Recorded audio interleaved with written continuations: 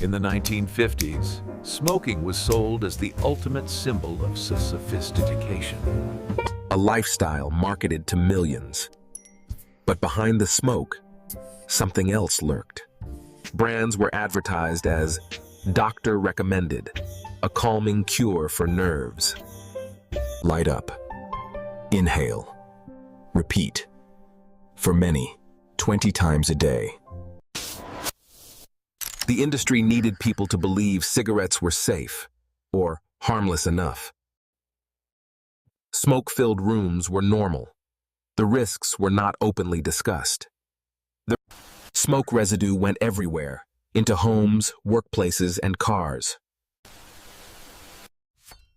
Inside boardrooms, companies saw early signs that their product was dangerous.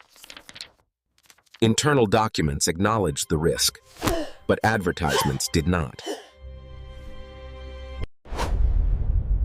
This is the dark history of a 70-year deception. Tar and chemicals build up in lung tissue over time.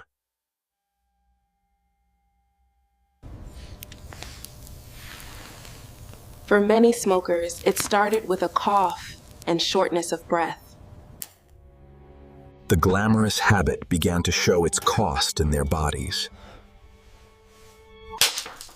Doctors soon saw damaged lungs and chronic disease in long-term smokers. Internal research showed health risks. Public statements said otherwise.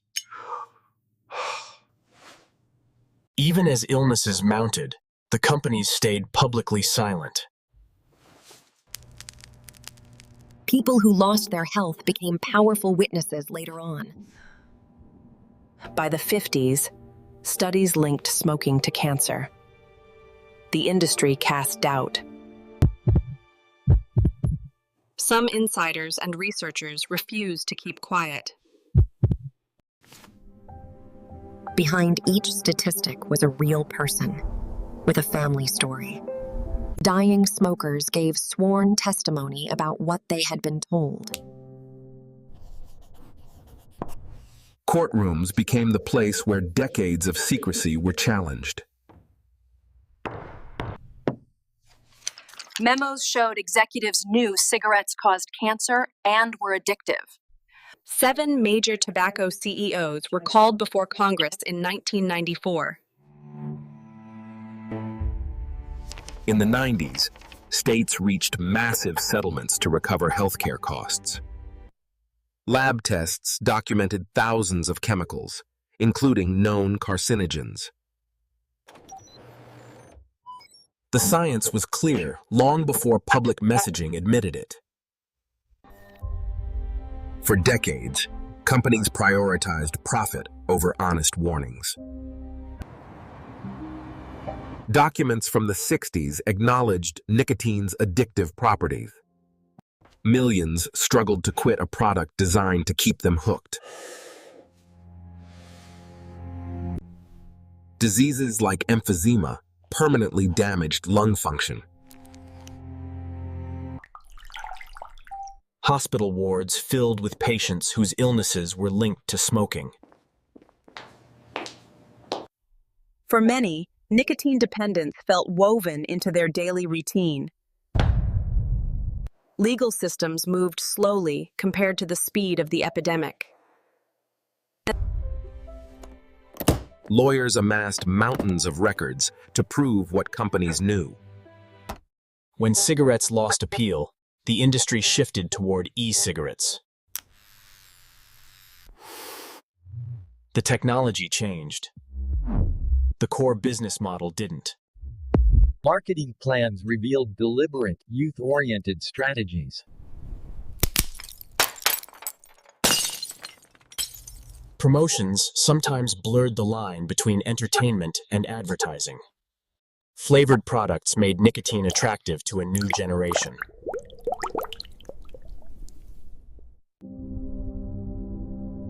Young users underestimated how quickly they could become dependent. Banning a device is easier than undoing years of addiction. Public health campaigns continue to challenge misleading marketing. Nearly every family knows someone whose life was shortened by tobacco. Court cases and regulations are still evolving as new products appear. Witnesses today testify about cigarettes and newer nicotine products.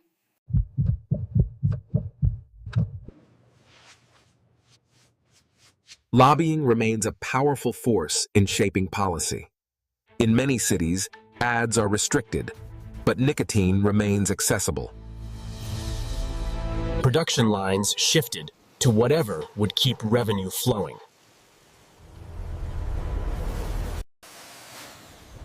For longtime smokers, health consequences can last a lifetime. Tobacco's legacy is written in statistics and hospital records. Agencies now track new nicotine trends as closely as cigarettes. Researchers continue to study long-term effects of smoking and vaping. Many former smokers live with conditions requiring daily support. Consumed in minutes, its impact can last for decades.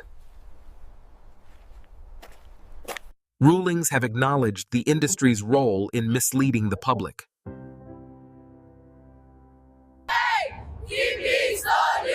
Advocates push for stronger protections and clearer warnings.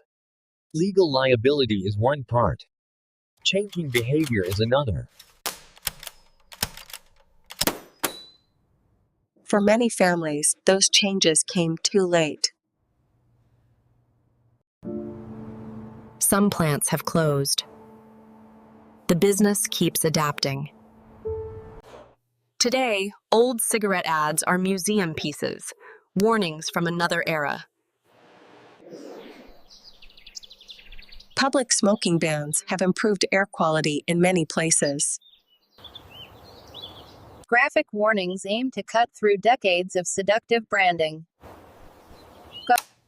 Regulators still monitor the industry's tactics and new products.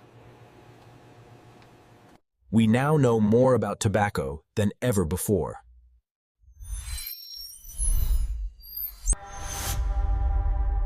Yet millions continue to smoke or use new forms of nicotine. The environment also carries the mark of decades of waste. Education gives the next generation a chance to choose differently. The tobacco lie lasted 70 years, but the truth caught up. The question is whether we remember that history or repeat it.